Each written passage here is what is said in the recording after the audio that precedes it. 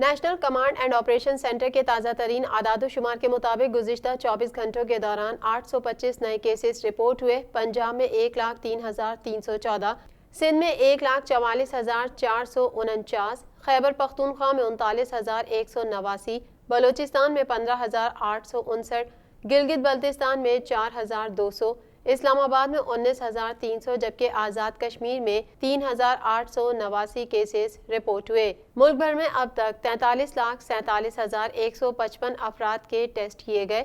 گزشتہ 24 گھنٹوں کے دوران 29,477 نئے ٹیسٹ کیے گئے۔